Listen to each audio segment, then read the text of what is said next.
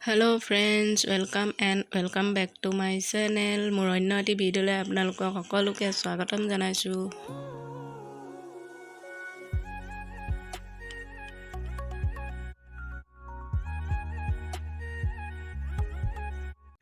আশা কৰিছোঁ সকলোৱে ভালে আছে বুলি। আৰু মোৰ ইমান এটা ভাল নহয় বাৰু, কালিৰ পৰা চৰ্দি হৈ আছিলে আৰু আজি অলপ জ্বৰো লাগিছে বাৰু। যি কি নহওক, ভিডিঅ'টো চাব আজি ইয়াৰ পৰা ষ্টাৰ্ট কৰিছোঁ। যদি ভাল লাগে তেতিয়াহ'লে প্লিজ লাইক কমেণ্ট কৰিব আৰু নতুনসকলে ছাবস্ক্ৰাইব কৰি দিবলৈ নাপাহৰিব। বন্ধু বান্ধৱীসকল, মই এতিয়া আহিলোঁ পাকঘৰলৈ আৰু দুপৰীয়া সাজৰ কাৰণে যোগাৰ কৰিবলৈ। আৰু এফালে দেখিছেই নহয়, মই বনাইছোঁ ভেন্দি আৰু আলুৰ চব্জি, আৰু এফালে দাইলো বনালোঁ। দালিত ভাতকেৰেলা কাটি দিছোঁ, আৰু মই দালিত ভাতকেৰেলা দি দিলে খাই বৰ ভাল পাওঁ, সেইকাৰণে দি দিছোঁ দালিত ভাতকেৰেলা। আৰু এফালে ভেন্দি আৰু আলু চব্জি, আৰু মায়ে বনাব কিবা এটা মিছা মাছ আৰু খৰিচা, শুকান মিছা মাছৰ লগত খৰিচা দি বনাব। আৰু এফালে দালিত ভাতকেৰেলা দি দিছোঁ 4 টুকুৰা কৰি। মই এনেদৰে খাই বৰ ভাল পাওঁ, সেইকাৰণে মোৰ কাৰণে দি লৈছোঁ। আমাৰ ইয়াত বতৰটো চাওকচোন, ইমান বেয়া, ইমান বৰষুণ, বৰষুণ নৰখাই হৈছে বুলি ক'লেও বেয়া নহয়। আৰু ফুলবোৰ দেখিছেনে, ফুলবোৰে কিন্তু পানী পাই বৰ ভাল পাইছে, সিহঁতৰ চেহেৰাবোৰ বৰ ধুনীয়া হৈছে, পানী পাইছে যিহেতু সেইকাৰণে। আৰু মই আপোনালোকক সেইকাৰণে দেখাই দিছোঁ, ইমান ধুনীয়া লাগিছে।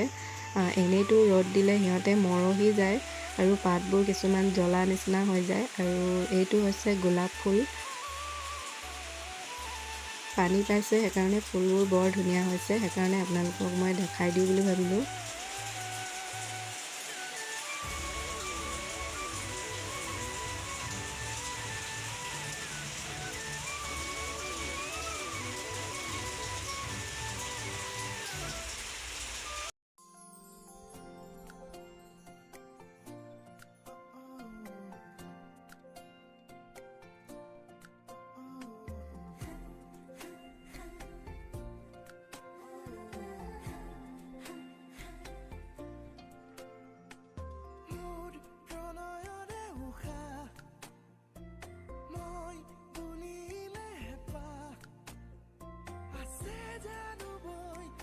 Hello' friends, good evening. এতিয়া 6টামান বাজিছে আৰু দিনত ভাত চাত খাই মেলি আজৰি হৈ শুলোঁ অকণমান, আৰু ৰেকৰ্ড কৰা নহ'ল, আকৌ এতিয়া ৰেকৰ্ড কৰিছোঁ।